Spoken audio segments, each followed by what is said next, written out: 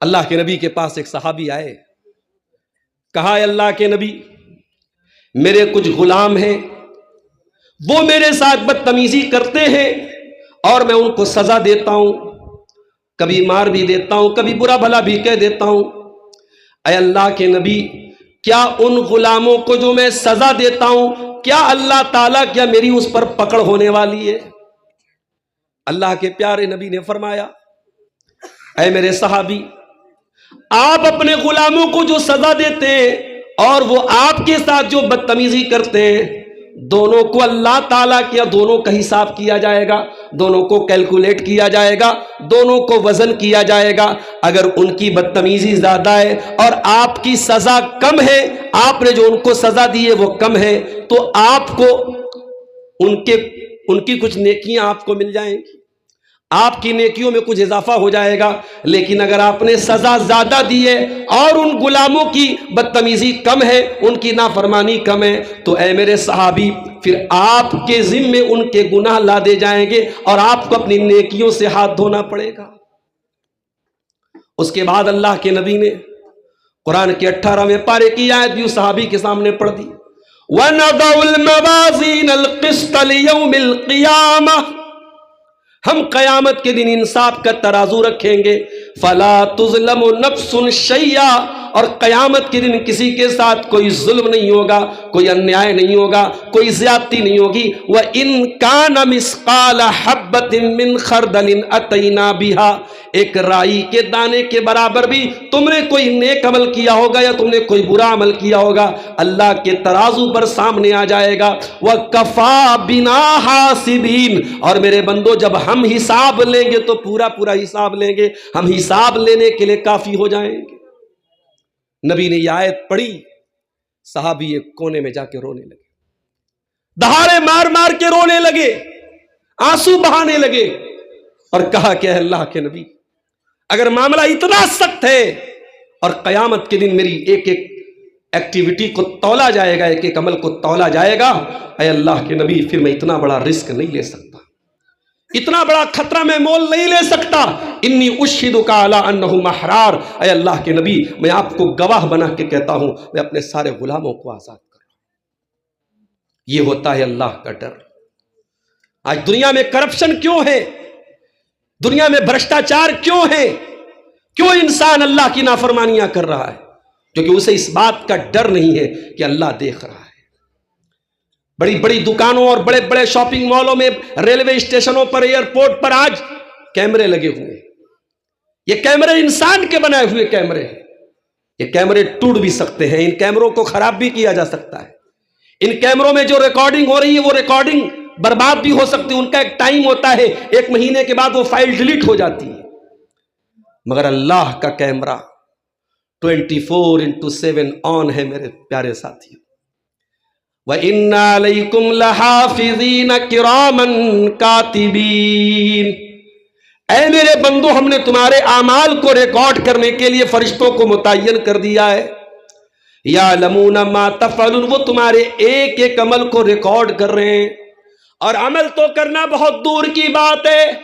مَا يَلْفِظُ مِنْ قَوْلٍ إِلَّا لَدَيْهِ رَقِيبٌ عَتِيدٌ، تم جو زبان سے بولتے ہو، تمہاری زبان سے جو الفاظ نکلتے ہیں، اچھی باتیں بولتے ہو، بری باتیں بولتے ہو، ہر بات ریکارڈ ہو رہی ہے، ہر بات کو ریکارڈ کرنے والا ریکارڈ کر رہا ہے۔ تمہارے دل میں جو خیال چلتا ہے، ابھی تک کوئی الٹرا ساؤنڈ کی مشین ایسی نہیں آئی، کوئی سونوگرافی اور ایکس رے کی مشین ایسی نہیں آئی جو دل کے خیالات کو پڑھ سکے، جو دل کے خیالات کو ریڈ کر سکے میرے پیارے ساتھیوں۔ لیکن اللہ کا علم دیکھو، اللہ کی قدرت دیکھو، اللہ کا پاور دیکھو۔ یعلم خائنۃ الاعین وما تخفی الصدور، اللہ تو تمہاری آنکھوں کی چوری کو بھی جانتا ہے۔ تم جلسے میں گئے، راستے پہ چل رہے تھے، تمہاری نظریں کہاں تھی، تمہارا نشانہ کہاں تھا، تم کہاں دیکھ رہے تھے اور کہاں دیکھنے کی ایکٹنگ کر رہے تھے، تمہاری آنکھوں کی چوریوں کو بھی اللہ تعالیٰ جانتا ہے۔ وما تخفی الصدور، اور تمہارے دلوں کے اندر کیا چل رہا ہے، تمہارے سینوں میں کیا بھید ہے، اللہ تمہارے سینوں کے چھپے ہوئے بھید کو بھی جانتا ہے۔ آج ہم دنیا کے کیمرے سے ڈرتے ہیں، کہیں لوگ ریکارڈ نہ کر لے میری بری حرکت کو. انسان کہیں کیمرے کے سامنے بیٹھا رہتا ہے تو سوچ سمجھ کے بیٹھا رہتا ہے. ابھی پٹنہ سے مجھے بنارس جانا تھا.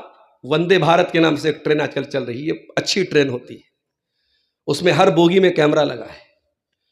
اتفاق سے میں نے ٹکٹ بنایا, ٹکٹ کنفرم نہیں تھا. اب مجبوری بھی ہے, جانا بھی تھا, اس دن ارجنٹ تھا مجھے. ٹی ٹی سے میں ملا, میں نے کہا کہ سر ایک سیٹ دے دیجئے. اب ٹی ٹی نے کہا کہ بھائی ٹکٹ تو نہیں ہے, سیٹ تو نہیں ہے. میں نے کہا سر جانا ہے, ارجنٹ ہے. تو ٹی ٹی نے کہا کہ ٹھیک ہے فلاں سیٹ بیٹھو. اب ٹی ٹیوں کا اصول ہوتا ہے اگر آپ کو اس طریقے سے ایمرجنسی میں جانا ہو تو یا تو وہ رسید بنا کے دیتے یا کچھ پیسہ لے کے سفر کرنے دیتے ہیں. اب وہاں کیمرہ لگا ہے, اب ٹی ٹی یہ رسک تو نہیں لے سکتا کہ کیمرے کے سامنے مجھ سے پیسہ لے لے. تو وہ دونوں بوگیوں کے بیچ میں جو جگہ ہوتی ہے وہاں مجھ کو لے کے جا کے کہہ رہا ہے کہ 500 روپیہ دے دو, تم کو چھوڑ دوں گے. تو یہ چل رہا ہے. کیمرے کا ڈر ایک سرکاری افسر کو بھی اس بات سے روک رہا ہے کہ وہ کسی ایسی طریقے کا پیسہ نہ لے سرکاری طور پہ جس کی پکڑ ہو. اس کا مطلب یہ ہوا کہ انسان کا man made human made camera ہمیں گناہوں سے اور غلط کاموں سے روک رہا ہے, لیکن اللہ کا جو کیمرہ لگا ہے, اس کا سسٹم جو لگا ہے میرے پیارے ساتھیوں, اس سسٹم کا ہمیں کوئی ڈر نہیں.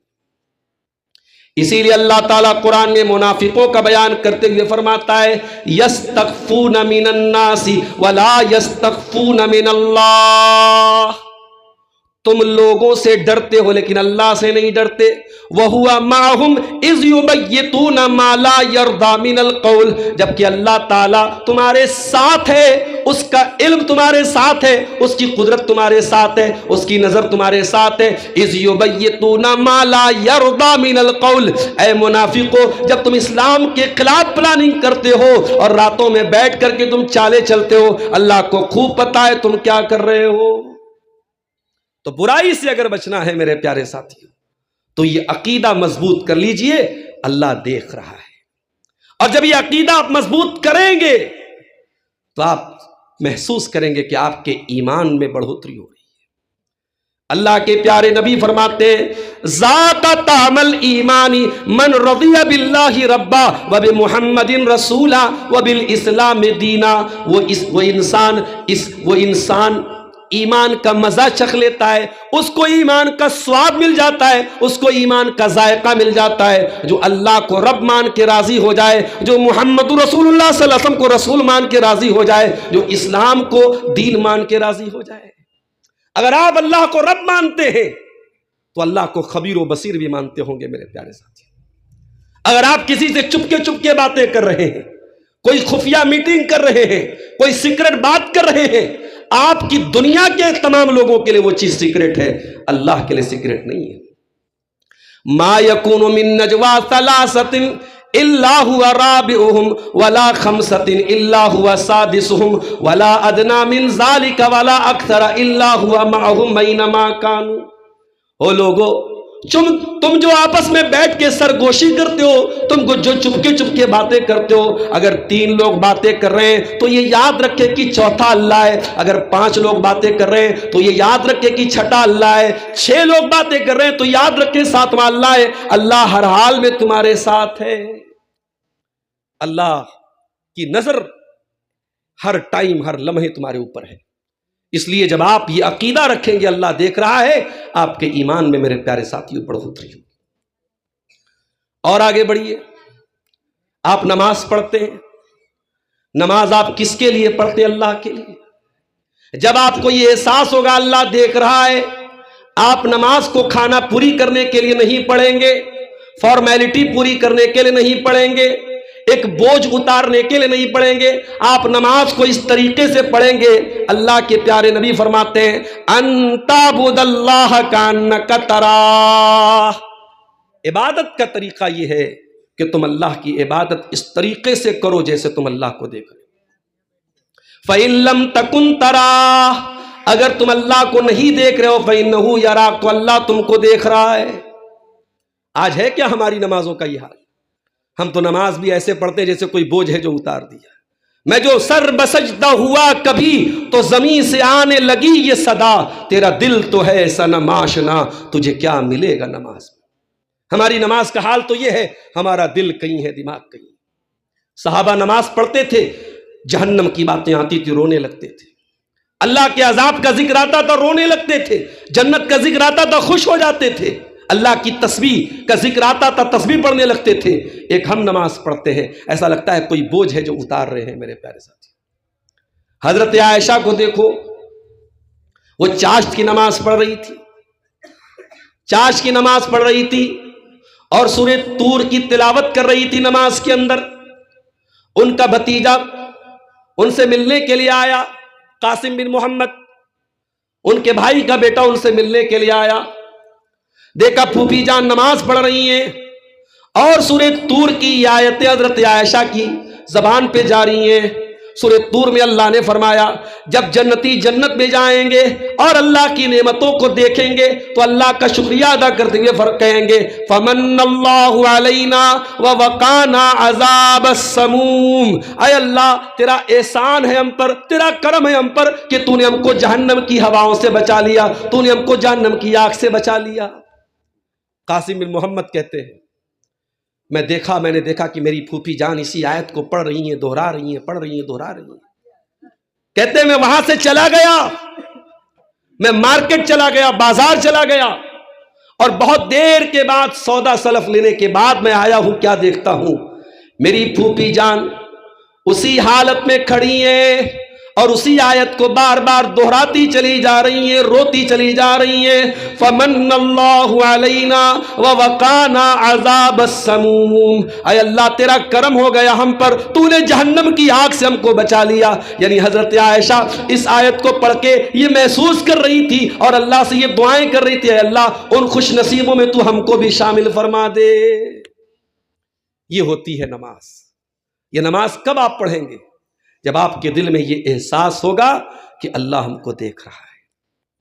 اور آگے بڑھیے، یہ جو احساس ہے کہ اللہ دیکھ رہا ہے، یہ احساس اگر دل میں پیدا ہو گیا تو دکھاوا نہیں کر سکتا ہے۔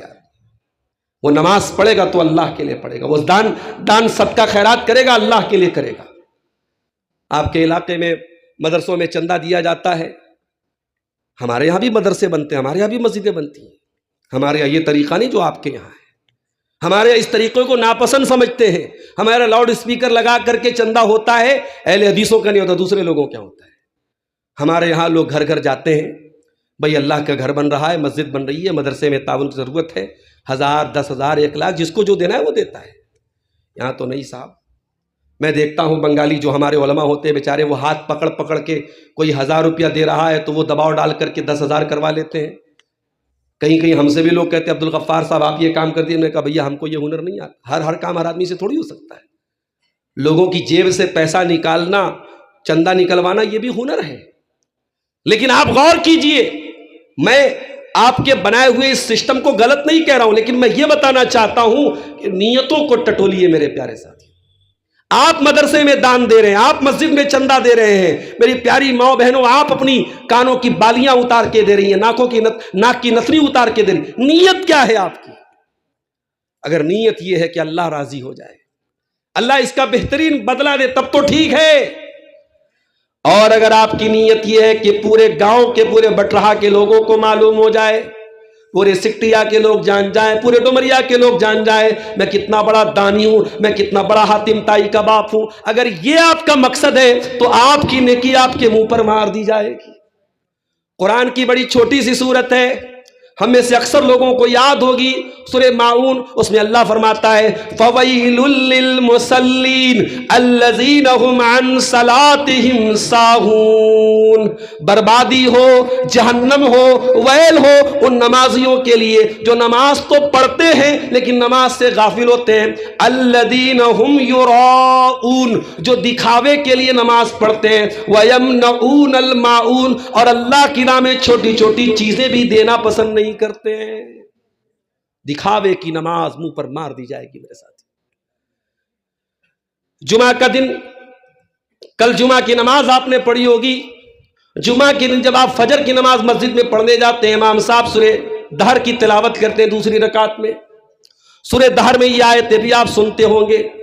اللہ کے نیک بندے غریبوں کو کھانا کھلاتے ہیں. وَيُطْعِمُونَ الطَّعَامَ عَلَىٰ حُبِّهِ مِسْكِينًا وَيَتِيمًا وَأَسِيرًا. اللہ کے نیک بندے غریبوں کو کھانا کھلاتے ہیں, یتیموں کو کھانا کھلاتے ہیں, قیدیوں کو کھانا کھلاتے ہیں. اور جب کھانا کھلاتے ہیں تو یہ انتظار نہیں کرتے یہ ہمارا شکریہ ادا کر کے جائے گا, دعائیں دے کے جائے گا, یہ ہمیں تھینک یو بولے گا, یہ ہمیں جزاک اللہ خیر بولے گا. کہتے انا لا نرید منکم جزاء ولا شکورا. ہم تمہیں اللہ کے لیے کھانا کھلا رہے, ہمیں تم سے کوئی بدلہ نہیں چاہیے, ہمیں تم سے کوئی شکریہ نہیں چاہیے. انا نخاف من ربنا یوما عبوسا قمطریرا. ہمیں تو قیامت کے دن کا ڈر ہے, ہمیں تو اللہ کے عذاب کا ڈر ہے. ہم اللہ کے عذاب کے ڈر کی وجہ سے اور اللہ کو راضی کرنے کے لیے تم کو یہ کھانا کھلا رہے ہیں. تو یہ احساس جب پیدا ہوگا کہ اللہ دیکھ رہا ہے, یہ آپ کی عبادتوں میں اخلاص پیدا کرے گا میرے ساتھ.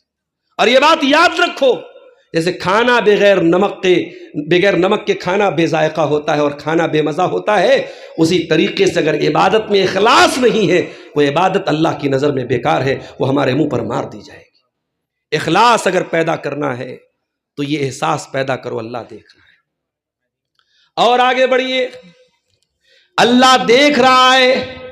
اگر دل میں یہ خیال ہوگا آپ گناہوں سے آٹومیٹک بچیں گے, آٹومیٹک آپ غلط کاموں سے بچیں گے.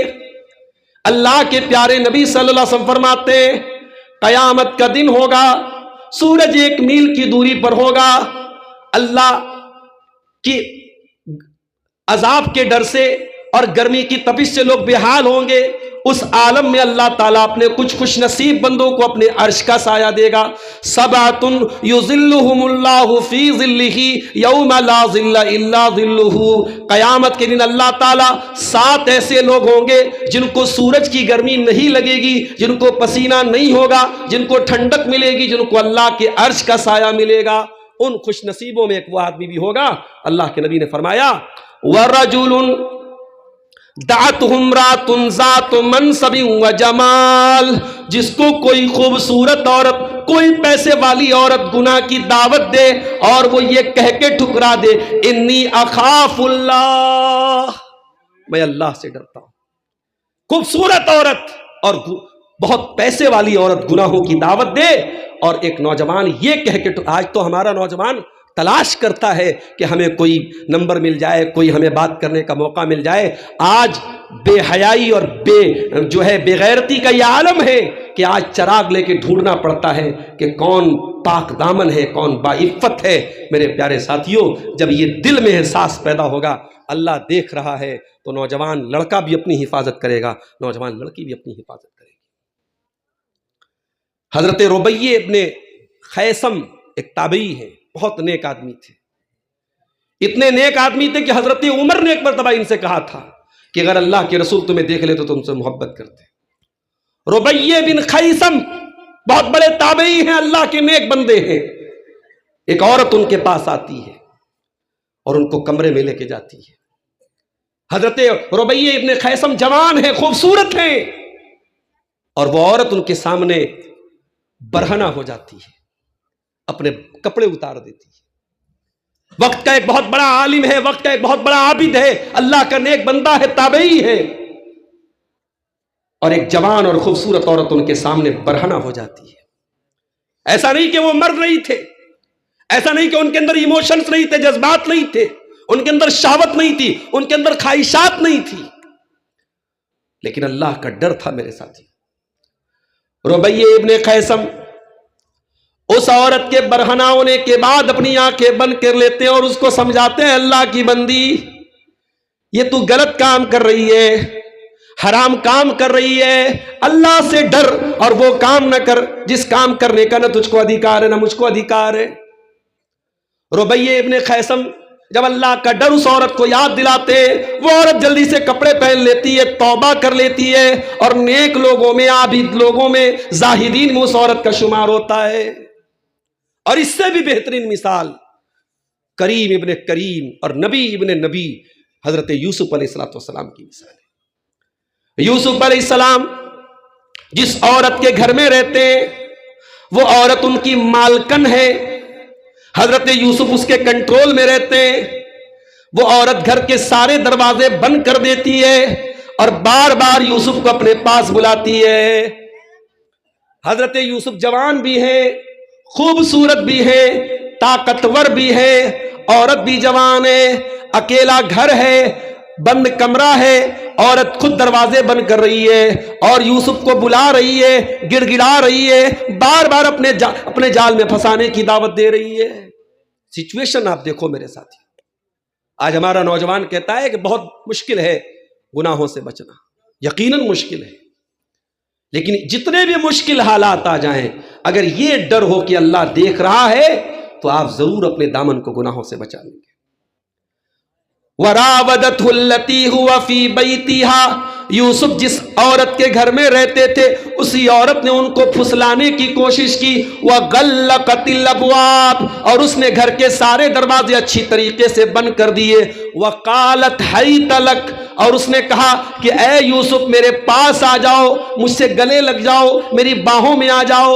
قال معاذ اللہ، حضرت یوسف کہتے ہیں اللہ کی پناہ، اللہ کی پناہ. اے عزیز مصر کی بیوی، اے میری مالکن، میں یہ غلط کام نہیں کر سکتا، میں زنا نہیں کر سکتا، میں بدکاری نہیں کر سکتا، میں اپنے مالک کے ساتھ غداری نہیں کر سکتا. انہو ربی احسن مثوایا، میرے رب نے اس گھر میں مجھ کو ٹھکانہ دیا، اس گھر میں مجھ کو عزت دی، اور اپنے مالک کی بیوی کے ساتھ میں اتنا غلط کام کروں، اتنا بڑا ظلم میں نہیں کر سکتا. یہ ڈر آپ کو گناہوں سے بچائے گا میرے پیارے ساتھی. صحیح بخاری کی روایت اپنے سامنے رکھیے، جو 3 لوگ غار میں پھنس گئے تھے اور ان تینوں نے اپنے اپنے نیک عمل کا وسیلہ لگا کے اللہ سے دعا کی تھی. کچھ لوگ بولتے ہیں کہ اہل حدیث وسیلہ کو نہیں مانتے. اہل حدیث یقیناً وسیلہ کو مانتے ہیں، جائز وسیلہ کو مانتے ہیں. آپ اپنے نیک عمل کا وسیلہ لگا کے اللہ سے دعا کریں، بہت اچھی بات ہے. آپ اللہ کے ناموں کا وسیلہ لگا کے، اللہ کی صفات کا وسیلہ لگا کے دعا کریں، بہت اچھی بات ہے. آپ کو اللہ سے روزی مانگنا ہو، آپ اللہ سے دعا کریں اللہ تو رازق ہے، رزاق ہے، روزی دینے والا ہے، مجھ کو بھی روزی دے دے، بہت اچھی بات ہے، اللہ دعا قبول کرے گا. رمضان میں آپ شب قدر میں کیا دعا پڑھتے ہیں؟ اللہم انکا عفو تحب العفو فاعف عنا، اے اللہ تو معاف کرنے والا ہے، معافی کو پسند کرتا ہے، اللہ مجھ کو بھی معاف کر دے. آپ نے اللہ کی صفت عفو کا وسیلہ لگایا، آپ نے اللہ کی ایک صفت کا وسیلہ لگایا. اللہ کے ناموں اور اللہ کی صفات کا وسیلہ لگایا جا سکتا ہے. اسی طریقے سے اپنے علاقے کے کسی اللہ کے نیک بندے سے جو زندہ ہوں، ان کے پاس جا کے ان سے دعا کرانا، یہ بھی جائز ہے، یہ بھی ایک طریقے کا وسیلہ ہے. کسی زندہ انسان کی دعا کے ذریعے وسیلہ، یہ بھی جائز ہے. ہاں، کسی کے انتقال کے بعد، اس کے قبر میں چلے جانے کے بعد ہم قبر پہ جا کے کہیں کہ اے فلاں صاحب آپ میرے لیے دعا کریں، یہ چیز نہ نبی سے ثابت ہے نہ صحابہ سے ثابت ہے، ہم اس وسیلہ کے خلاف ہیں. وہ 3 لوگ جو غار میں پھنس گئے تھے، ان تینوں نے اپنے اپنے نیک عمل کا وسیلہ لگایا تھا اور اللہ نے ان کی مصیبت کو دور کیا تھا. اس میں سے ایک نے کہا تھا اے اللہ، میری ایک چچا کی لڑکی تھی، میری چچا کی بیٹی تھی، کنت احبھا، اور میں اس سے بہت محبت کرتا تھا. آج کل محبت بھی ہمارے نوجوانوں کا بڑا پسندیدہ ٹاپک ہے، محبت بڑا پسندیدہ عنوان ہے. آج ہر لڑکا ہر لڑکی محبت کے مایا جال میں پھنسا ہوا ہے. بڑا آسان ہے کسی کو محبت کا پیغام دے دینا واٹس ایپ اور فیس بک کے اوپر، لیکن آج کل کی محبت لکھو پھینکو قلم کی طرح ہے. قلم کی روشنائی ختم، نیا قلم آ گیا، نیا محبوب آ گیا. اب تو وہ محبت ہے کہ صبح کا محبوب الگ ہے، شام کا محبوب الگ. اب کپڑوں کی طرح محبوب بدلتے ہیں، ادھر بریک اپ ہوا ادھر پیچ اپ ہوا. یہ محبت نہیں ہے. آؤ میں تم کو بتاؤں محبت کیا ہوتی ہے. محبت وہ ہوتی ہے جو اللہ پیدا کرتا ہے. جو واٹس ایپ کے ذریعے محبت پیدا ہو، جو فیس بک کے ذریعے محبت پیدا ہو، جو حرام طریقے سے محبت پیدا ہو، وہ محبت نہیں ہے. محبت وہ ہے جو اللہ پیدا، اور اللہ کون سی محبت پیدا کرتا ہے؟ وَمِنْ آيَاتِهِ أَنْ خَلَقَ لَكُم مِّنْ أَنفُسِكُمْ أَزْوَاجًا لِتَسْكُنُوا إِلَيْهَا. اللہ کی ایک نشانی یہ بھی ہے اس نے تمہاری بیویوں کو بنایا تاکہ تم ان سے سکون حاصل کرو. وَجَعَلَ بَيْنَكُمْ مَوَدَّةً وَرَحْمَةً، اور اللہ نے میاں بیوی کے بیچ میں محبت پیدا کر دی. کبھی غور کرنا، ماں باپ زندگی پر اولاد کو پالتے ہیں. بیٹا جوان ہوا، بیٹی جوان ہوئی، شادی کر دی گئی، ماں باپ نے شادی کر دی. اور آپ کے اس علاقے میں مجھے کسی نے بتایا بڑی تعداد میں لوگ جے پور میں جا کے کام کرتے ہیں، سلائی کا کام کرتے ہیں. کچھ لوگ جو ہے کچھ اور کام کرتے ہیں، کوئی گجرات میں پینٹ کا کام کرتا ہے. اچھی بات ہے، بہت اچھی بات ہے. آپ کے یہاں اگر ایک کام کا ایک رواج ہے اور لوگ ایک کام کر رہے، بہت اچھی بات ہے. مگر میں ایک بات کہنا چاہوں گا، سیمانچل کا یہ علاقہ اللہ کا فضل و کرم ہے. اب کوئی یہ نہیں کہہ سکتا ہے کہ بہت پچھڑا علاقہ ہے. پورنیہ میں ایئرپورٹ بھی شروع ہو گیا، ماشاءاللہ پورا روڈ 4 لین روڈ بن گیا. آپ کے علاقے میں آنا، کنیکٹیوٹی بہت آسان ہو گئی، روزی روٹی کے ذرائع بہت ہو گئے. اب اگر آپ اپنے بچوں کو تعلیم سے دور رکھتے ہیں تو آپ گویا کہ اپنے بچوں کو قتل کر رہے ہیں. اگر یہ علاقہ آج بھی پہچانا جائے بیکورڈنس سے اور پچھڑے پن سے، اور آپ کے بچے تعلیم سے دور رہے، اور مجھے کسی نے بتایا کہ پورے علاقے میں گنتی کے لوگ آپ کو ملیں گے جنہوں نے تعلیم مکمل کی. ادھر بچہ بڑا ہوا، مدرسے میں درجہ 5 تک پڑھا، عربی کی 2ری جماعت تک پڑھا، اس کا بڑا بھائی جے پور میں کام کر رہا ہے، سورت میں کام کر رہا ہے. باپ نے کہا جاؤ تم بھی کام کرو. اس مقصد کے لیے آپ بچے پیدا کرتے ہیں. کتنے ٹیلنٹڈ بچے ہیں، پڑھائی میں آگے بچے ہیں. آپ اپنی کمائی کے لیے اور چند پیسوں کے لیے مستقبل کا ایک بہترین اور ہونہار ایک آپ کا بچہ پڑھ لکھ کر کے سماج کے لیے کچھ بن سکتا تھا. آپ چند پیسوں کے لیے میرے پیارے ساتھیوں اس بچے کے مستقبل کے ساتھ کھلواڑ مت کیجیے. ضروری نہیں ہے کہ آپ پینٹر ہو تو آپ کا بیٹا بھی پینٹر بنے. ضروری نہیں ہے کہ آپ سلائی کا کام کرتے تو آپ کا بیٹا بھی سلائی کا کام کرے. میرے پیارے ساتھیوں، تھوڑا اپنے حوصلوں کو اڑان دیجئے، تھوڑا اپنے جذبوں کو بڑا کیجئے. شوہر باہر کام کرنے جا رہا ہے، نئی شادی ہوئی ہے، 1 مہینے کی شادی ہے. شوہر باہر جا رہا ہے، بیوی اپنے شوہر سے گلے لگ کے رو رہی ہے. اتنا اس لڑکے کی ماں بھی نہیں روئی، اتنا اس کی بہن بھی نہیں روئی، اتنا اس کا باپ بھی نہیں رویا. 1 مہینے کی شادی ہوئی ہے اور جو دلہن ہے، جو بیوی ہے، جو اس کی بیوی ہے، وہ اتنا زیادہ رو رہی ہے. یہ کیوں رو رہی ہے؟ یہ کوئی نقلی آنسو نہیں ہے، یہ کوئی بناوٹی، حقیقت میں وہ رو رہی ہے. حقیقت میں اس کو تڑپ ہے اپنے شوہر کے جانے کی. یہ محبت جو شوہر کی بیوی کے دل میں پیدا ہوئی ہے، یہ فیس بک اور انسٹاگرام کی دین نہیں ہے، یہ نکاح کی دین ہے. میرے نوجوانوں، محبت کے مایا جال سے نکلو.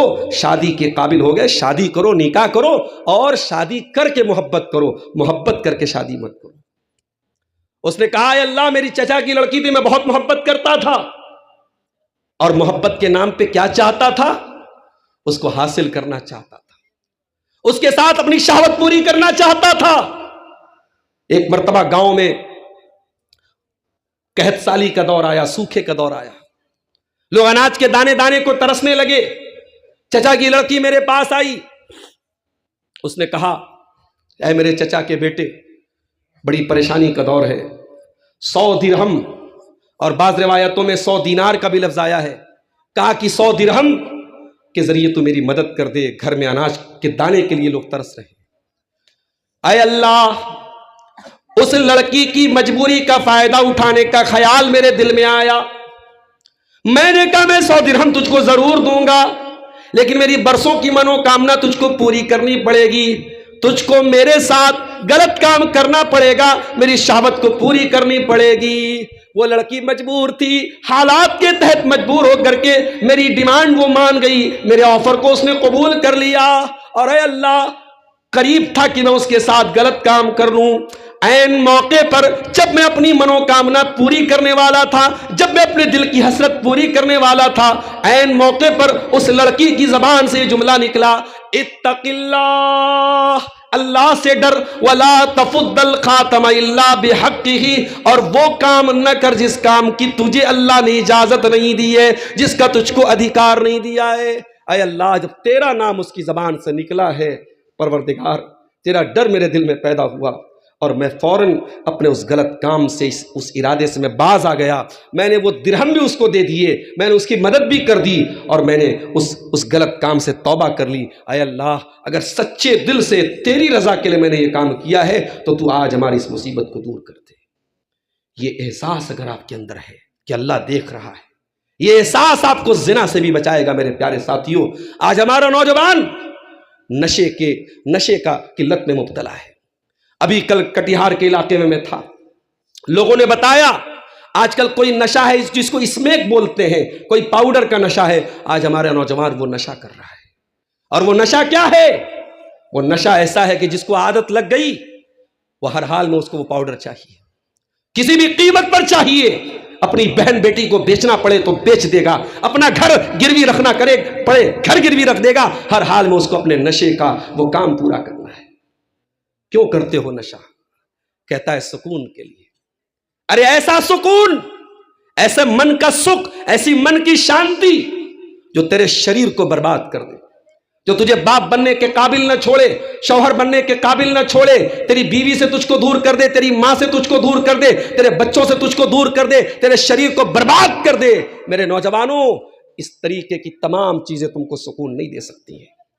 تم کو سکون نہ نشہ کے اندر ملے گا, نہ شراب میں ملے گا, نہ اسمیک میں ملے گا, نہ گٹکے میں ملے گا, نہ شراب میں ملے گا. تم کو سکون اگر چاہیے, آؤ اللہ فرماتا ہے الا بذکر اللہ تطمئن القلوب. اے میرے بندو, اللہ کو یاد کرو, اللہ کا ذکر کرو, تمہارے دلوں کو سکون ملے گا.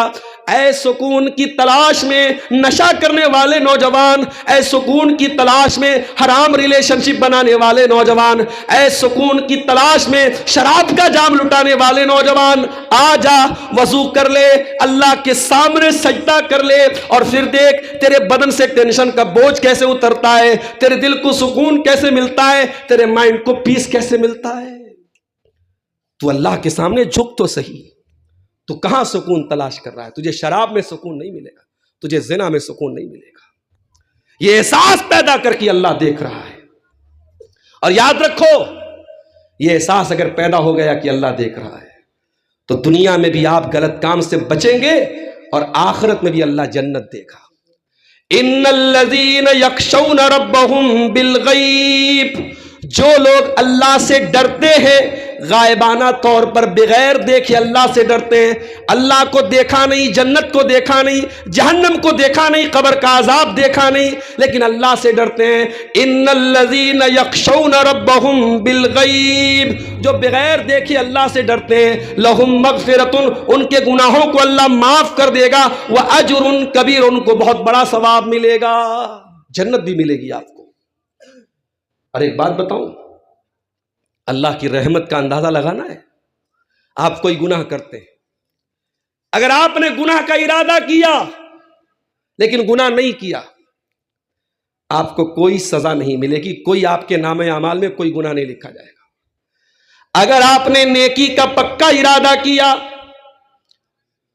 عشاء کی نماز آپ نے پڑھی, عشاء کی نماز کے بعد آپ نے سنت بھی پڑھ لی, وتر کی نماز آپ نے نہیں پڑھی, آپ کا ارادہ تھا رات میں اٹھوں گا تہجد کی نماز پڑھوں گا, آپ بستر پہ گئے, سو گئے, ارادہ تو تھا, موبائل پہ آپ نے الارم بھی لگایا تھا 2 بجے کا, 3 بجے کا, موبائل بجتا اور آپ کی نیند نہیں کھلی, لیکن آپ نے ارادہ پکا کیا تھا, آپ کی نیند کھلی فجر کے ٹائم, آپ نے تہجد نہیں پڑھی, آپ نے تہجد نہیں پڑھی, مگر آپ کو تہجد کا ثواب ملے گا. یہ اللہ کی رحمت ہے. آپ اگر نیکی کا پکا ارادہ کر لیں اور نیکی نہ کر پائیں تب بھی 1 ثواب آپ کو ملے گا, اور اگر نیکی کر لیں گے تو 10 گنا ثواب ملے گا. اور اگر آپ نے کسی گناہ کا ارادہ کیا تو اللہ تعالیٰ فرشتوں سے کہتا ارقبو, میرے بندے پر نظر رکھو, اگر میرا بندہ یہ گناہ کر لیتا ہے تو اے میرے فرشتوں 1 گناہ اس کے نام اعمال میں لکھنا, اور اگر میرا بندہ گناہ نہیں کرتا ہے, شراب پینے کا خیال آیا, زنا کرنے کا خیال آیا, حرام کام کرنے کا خیال آیا, بندے نے غلط کام کرنے کا ارادہ کیا لیکن ابھی اس نے گناہ نہیں کیا, اگر وہ گناہ سے بچ گیا, اللہ کہتا ہے فَاكْتُبُوهَا لَهُ حَسَنًا، میرے بندے کے نام اعمال میں ایک نیکی لکھ دو۔ اے اللہ، اس نے تو کوئی نیکی نہیں کی، وہ تو شراب پینے جا رہا تھا، وہ تو زنا کرنے جا رہا تھا، وہ تو حرام کام کرنے جا رہا تھا، لیکن جب گناہ کا ارادہ کر کے اس نے گناہ کو چھوڑ دیا، اللہ کہتا لکھ لو، ایک نیکی لکھ لو۔ فَإِنَّهُ تَرَكَهَا مِن جَرَّايَا، اس لیے کہ بندے نے اگر اس گناہ کو چھوڑا ہے تو میرے ڈر سے چھوڑا ہے، اگر میرے خوف سے اور میرے ڈر سے میرے بچے نعوذ باللہ میرے بندے نے اگر زنا سے بچ گیا، شراب سے بچ گیا، تو میرا بندہ ایک نیکی کا حقدار ہے۔ میرے فرشتوں میرے بندے کے نام اعمال میں ایک نیکی لکھ دو۔ یہ اللہ کی رحمت ہے میرے ساتھی۔ اور اگر یہ خیال دل سے نکل جائے کہ اللہ دیکھ رہا ہے، تو انسان کچھ بھی کر سکتا ہے، انسان بے حیا بن سکتا ہے، بے غیرت بن سکتا ہے۔ جب دل میں یہ ڈر ہی نہ ہو کہ اللہ دیکھ رہا ہے تو کچھ بھی کر سکتے ہو۔ اسی لیے اللہ کے پیارے نبی فرماتے کل امتی معافن الا المجاہرین، میری امت میں سب کے گناہوں کو معاف کر دیا جائے گا، لیکن ان کے گناہ معاف نہیں ہوں گے جو کھلم کھلا گناہ کرتے ہیں۔ صحابہ نے کہا اللہ کے نبی کھلم کھلا گناہ کا کیا مطلب ہے؟ آپ نے فرمایا اَيَّعْمَلَ الرَّجُلُ لَيْلًا، بندہ رات میں کوئی گناہ کرے اور صبح اللہ تعالیٰ اس کے گناہ پر پردہ ڈال دے، اور بندہ اپنے گناہوں کا پردہ چاک کرے، دنیا کو بتائے میں نے گناہ کیا ہے۔ آج کل غلط کام کرنے کے بعد اس کا ویڈیو بھی وائرل کیا جاتا ہے۔ یہ دور وہ دور آ گیا کہ گناہوں کی پبلسٹی کی جاتی ہے، گناہوں کو پھیلایا جاتا ہے۔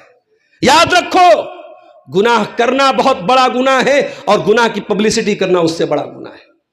میرے نوجوانوں، سوشل میڈیا چلانے والوں، اگر آپ کے پاس کوئی غلط ویڈیو پہنچا ہے اور آپ نے اس کو دیکھا ہے تو آپ نے گناہ کیا ہے، لیکن اگر آپ نے اس کو دوسروں کو سینڈ کیا ہے تو آپ نے اور بڑا گناہ کیا ہے۔ کان کھول کے سن لو، اللہ قرآن میں کہتا ہے کہ جو لوگ ان الذین یحبون ان تشیع الفاحشۃ فی الذین آمنوا، جو لوگ ایمان والوں کے درمیان بے حیائی کو پھیلانا چاہتے ہیں، ان کو دنیا میں بھی دردناک عذاب ملے گا اور آخرت میں بھی دردناک عذاب ملے گا۔ میرے پیارے بھائیوں، اگر یہ احساس آپ کے اندر نہیں ہے کہ اللہ دیکھ رہا ہے، اس کا سب سے خطرناک پہلو کیا ہے؟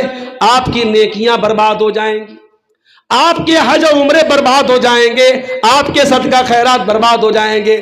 بڑے غور سے سنیے، اللہ کے پیارے نبی کی حدیث سنا رہا ہوں، ابن ماجہ کی صحیح روایت ہے۔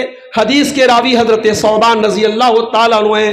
حضرت ثوبان کہتے ہیں لَأَعْلَمَنَّ أَقْوَامًا مِّنْ أُمَّتِي، میں اپنی امت کے ایسے لوگوں کو جانتا ہوں یاتون یوم القیامہ، جو قیامت کے دن آئیں گے بحسنات، نیکی لے کر کے آئیں گے، امثال جبال تہامہ، تہامہ کی پہاڑیوں کے برابر نیکیاں لے کر کے آئیں گے۔ اللہ تعالیٰ ان کی نیکیوں کو ہوا میں اڑا دے گا۔ ہمارے پاس تو نیکی ہی نہیں ہے۔ اللہ کے نبی ان کا ذکر کر رہے جن کے پاس پہاڑوں کے برابر نیکی ہے۔ ہم لوگ تو نیکی سے محروم لوگ ہیں میرے بھائی، ہمارے پاس تو گنی چنی نیکیاں ہیں۔ اللہ کے نبی کہہ رہے ہیں نیکیوں کا پہاڑ ہوگا اور اللہ ان کی نیکیوں کو ہوا میں اڑا دے گا۔ صحابہ نے کہا اللہ کے نبی صفہم لنا وجلہم لنا، ذرا کھول کر کے بیان کر دیجئے وہ کون لوگ ہوں گے، وہ کون بد نصیب لوگ ہوں گے جو نیکیوں کا پہاڑ لے کے آئیں گے لیکن اللہ تعالیٰ ان کی نیکیوں کو برباد کر دے گا۔ فرمایا اے میرے صحابہ، وہ تمہارے ہی بھائی ہوں گے، وہ تمہاری طرح نماز پڑھیں گے، وہ تمہاری طرح روزہ رکھیں گے، وہ تمہاری طرح راتوں میں تہجد پڑھیں گے، وَلَكِنَّهُمْ إِذَا خَلَوْا بِمَحَارِمِ اللَّهِ انْتَهَكُوهَا، لیکن جب وہ بند کمرے میں ہوں گے، جب تنہائی میں ہوں گے، جب اکیلے میں ہوں گے، وہ غلط کام کریں گے، وہ ناجائز کام کریں گے۔ میرے پیارے ساتھیوں، اللہ کا ڈر اپنے اندر پیدا کیجیے، اور اللہ کی قسم یہ بھرشٹاچار ختم ہو جائے گا، یہ چوری ملاوٹ ختم ہو جائے گی، یہ سماج سے، دیش سے، ملک سے اور ہمارے علاقے سے یہ بدعنوانی ختم ہو جائے گی اگر یہ احساس پیدا ہو جائے اللہ دیکھ رہا ہے۔ حضرت عمر کو دیکھو، گشت لگا رہے تھے، ایک مکان سے ایک لڑکی کی آواز آئی، لڑکی کی ماں لڑکی سے کہہ رہی تھی بیٹی اٹھو دودھ میں پانی ملا دو۔ دودھ بیچنے کا کاروبار کرتے تھے وہ لوگ۔ لڑکی کی ماں نے لڑکی سے کہا بیٹا اٹھ جا دودھ میں پانی ملا دے۔ لڑکی کہتی امی جان کیا آپ نے نہیں سنا کہ حضرت عمر کا یہ فرمان آیا ہے، امیر المومنین کا یہ فرمان آیا ہے کہ دودھ میں پانی ملانا اپرادھ ہے؟ کہاں ہے میری بیٹی؟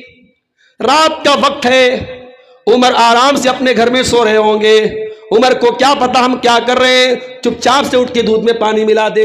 بیٹی کہتی امی جان عمر لا یرانا فرب عمر یرانا، اے امی جان عمر نہیں دیکھ رہے، حضرت عمر ہم کو نہیں دیکھ رہے، لیکن عمر کا رب تو ہم کو دیکھ رہا ہے۔ رات کا سناٹا ہو چاہے دن کی روشنی ہو، عمر کا رب تو 24 گھنٹے ہم کو دیکھ رہا ہے۔ امی جان یہ بے ایمانی کر کے، یہ چوری کر کے اللہ کو کیا جواب دیں گے؟ حضرت عمر نے اس مکان کا نمبر نوٹ کیا، لڑکی کا گھر کیا ہے، لڑکی کا خاندان کیا ہے، لڑکی برادری کیا ہے، کچھ نہیں پتا کیا۔ گھر آئے، سارے بچوں کو بلایا، کہا ہے میرے بچوں میں نے ایک دیندار لڑکی دیکھی ہے، مجھے نہیں معلوم اس کی برادری کیا ہے، اس کا خاندان کیا ہے، وہ کتنی خوبصورت ہے میں نہیں جانتا، میں اتنا جانتا ہوں اس لڑکی کے دل میں اللہ کا ڈر ہے، اور میں اس لڑکی کو اپنے گھر کی بہو بنانا چاہتا ہوں۔ میرے نوجوانوں، حسن پر مرتے ہو، صورت پہ مرتے ہو۔ اس دور کے آدمی ادھورے ہیں، صورتیں ملتی ہیں، سیرتیں نہیں ملتی۔ صورت پہ مت مرو، سیرت کو اپناؤ۔ میری ماؤں، اپنے گھر کی بہو تلاش کرنے جاؤ تو کوئی حور پری تلاش مت کرو، دینداری تلاش کرو، تقوی والی تلاش کرو۔ دیندار آئے گی تمہارے گھر کو جنت بنائے گی۔ بہت پورے گاؤں کی سب سے خوبصورت لڑکی لے کے آؤ گی، لیکن دیندار نہیں ہوگی تو گاؤں والے یہ تو کہیں گے فلانے کی بہو بہت خوبصورت ہے، فلانے کی بہو بہت خوبصورت ہے، یہ تو بولیں گے، لیکن اگر وہ بے دین ہوگی تو آپ کے پورے گھر کے سکون کا جنازہ نکال دے۔ یہ ساس بہو میں جو آج کھٹ پٹ چل رہی ہے، ابھی نیپال سے ایک بھائی کا میسج آیا، مولانا صاحب آج بٹرہا میں آپ تقریر کرنے جا رہے، تھوڑا ساس بہو پہ بول دی۔ کیا بولے بھائی ساس بہو پہ؟ ساس کے خلاف کچھ بولیں گے ساس ناراض ہو جائے گی، بہو کے خلاف کچھ بولیں گے بہو ناراض ہو جائے گی۔ اور بیچارہ جو شوہر ہوتا ہے وہ چکی کے دو پارٹ کے بیچ میں پستا رہتا ہے، اس کو ماں کا بھی خیال کرنا ہے، بیوی کا بھی خیال کرنا ہے۔ ماں وہ ہے جو دنیا میں اس کو لے کے آئی ہے، اور بیوی وہ ہے جس کے لیے دنیا میں وہی سب کچھ ہے۔ اب بیچارہ بیوی کی سائیڈ لیتا ہے تو ماں ناراض ہوتی ہے، ماں کی سائیڈ لیتا ہے تو بیوی ناراض ہو جاتی ہے۔ بڑا اچھا ایک لطیفہ ہے کہ ایک عورت کی لڑکی کی شادی ہوئی تو کسی نے کہا، لڑکی نے فون کر کے کہا کہ آپ کا جو داماد ہے وہ مجھ کو لے کر کے، آپ کی بیٹی کو لے کر کے گھومنے جا رہا ہے۔ کہا کہ کتنا اچھا میرا داماد ہے۔ پھر اس نے، لڑکی نے کہا کہ میں گھر میں رہتی ہوں تو میرے شوہر میرا ہاتھ بھی بٹا دیتے ہیں، گھر کے کاموں میں میرا سپورٹ بھی کر دیتے ہیں۔ تو ساس نے کہا ہاں ہاں کیا بات ہے، کتنا بہترین داماد ملا ہے، میری بیٹی کی کتنی کیئر کرتا ہے، کتنا دھیان رکھتا ہے۔ اسی گھر میں بیٹا بھی تھا، اس کی بھی شادی ہو گئی تھی۔ ایک دن سنڈے کا دن تھا، بیٹے کی چھٹی تھی، بیوی اس کی کچن میں کام کر رہی تھی، اس نے سوچا چلو تھوڑا کمرے کی صفائی کا کام میں کر دیتا ہوں۔ ماں نے دیکھا بیٹا جھاڑو لے کے گھر کی صفائی کر رہا ہے، کہا نالائق، تو اتنا بڑا تو بیوی کا جورو کا غلام بن گیا، تو بیوی کا کام خود کر رہا ہے، اس کا کام تو کر رہا ہے۔ تو یہ ہمارے سماج کی بڑی کڑوی حقیقت ہے۔ وہی کام داماد کرے تو خوبی ہے، وہی کام بیٹا کرے تو عیب بن جاتا ہے۔ میری پیاری ماں اور بہنوں، معاف کرنا۔ اگر آپ یہ چاہتی ہیں کہ آپ کی بہو آپ کو ماں کا درجہ دے تو آپ کو بہو کو بھی بیٹی کا درجہ دینا چاہیے، اور آپ جس عورت کو بہو بنا کے لائی ہے وہ بھی کسی کی بیٹی ہے۔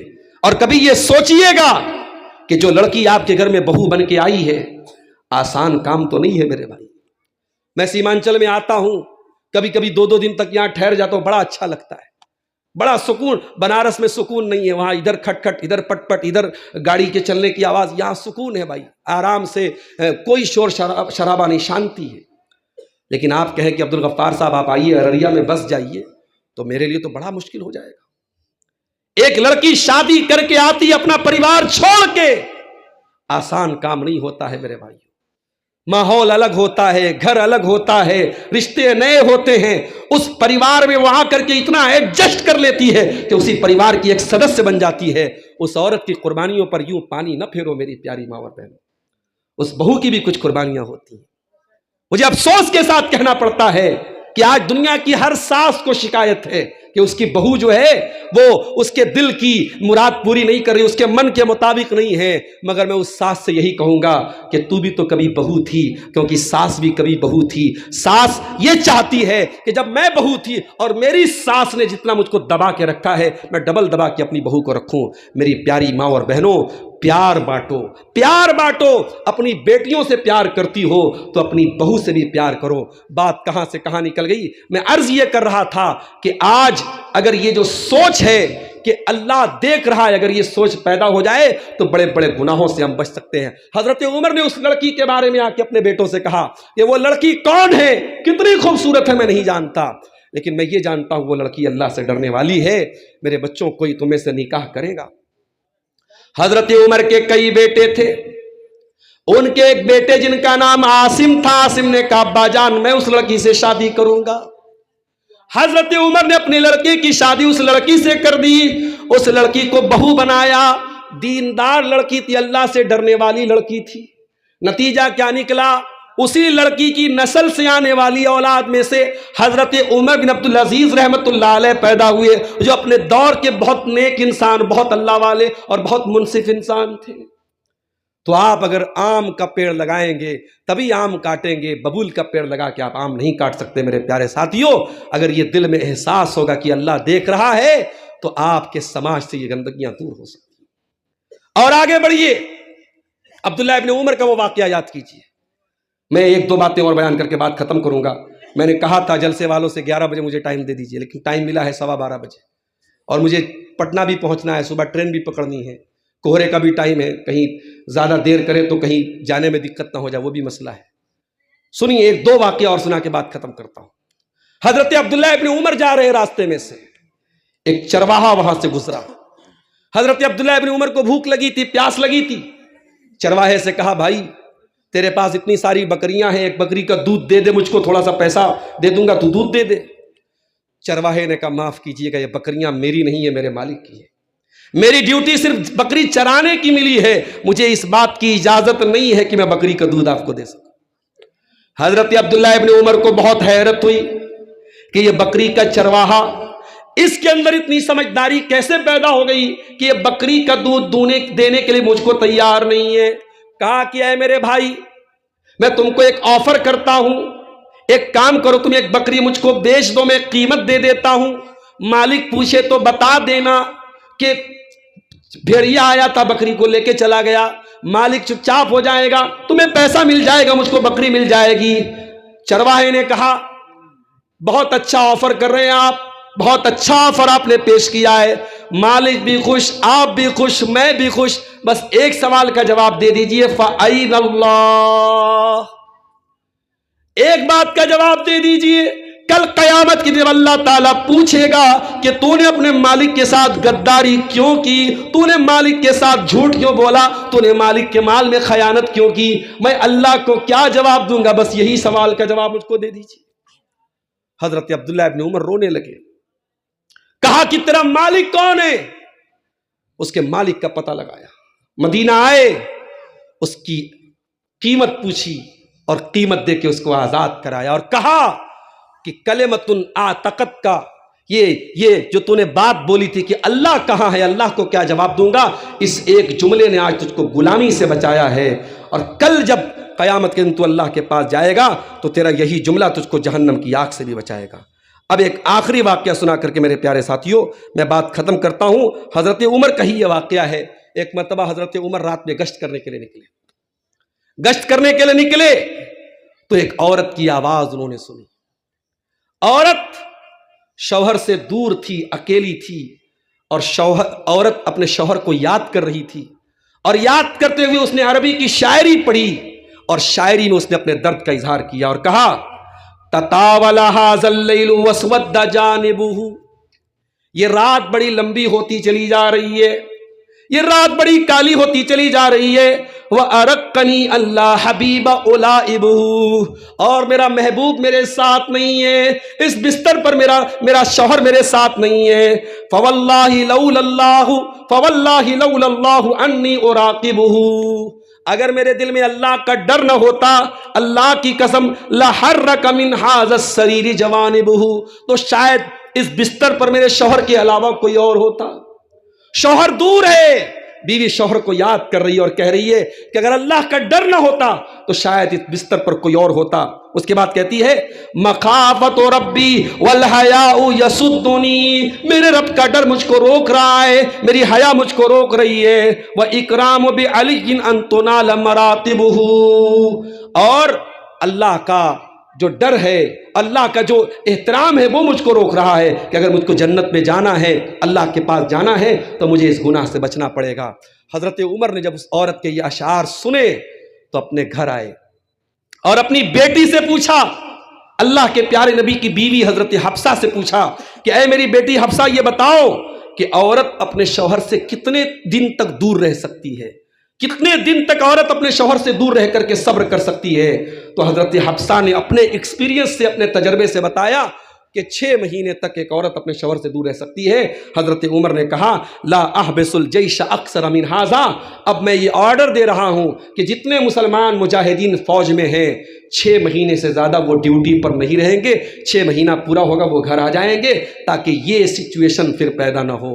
میرے پیارے ساتھیوں، ایک شوہر سے دور رہ کر کے بیوی اگر گناہوں سے بچ رہی ہے تو یہی ڈر، اللہ کا یہی ڈر اس کو گناہوں سے بچاتا ہے. ایک چوری اور بھرشٹاچار کے دور میں ایک انسان اگر چوری اور کرپشن سے اپنے آپ کو بچا سکتا ہے، اسی احساس کے ذریعے بچا سکتا ہے کہ اللہ دیکھ رہا ہے. میرے پیارے ساتھیوں، یہ احساس ہم سب اپنے اندر پیدا کریں. ہم اللہ سے دعا کرتے ہیں رب العالمین ہمارے دلوں میں یہ جذبہ اور یہ ڈر پیدا فرما دے. اللہ دیکھ رہا ہے.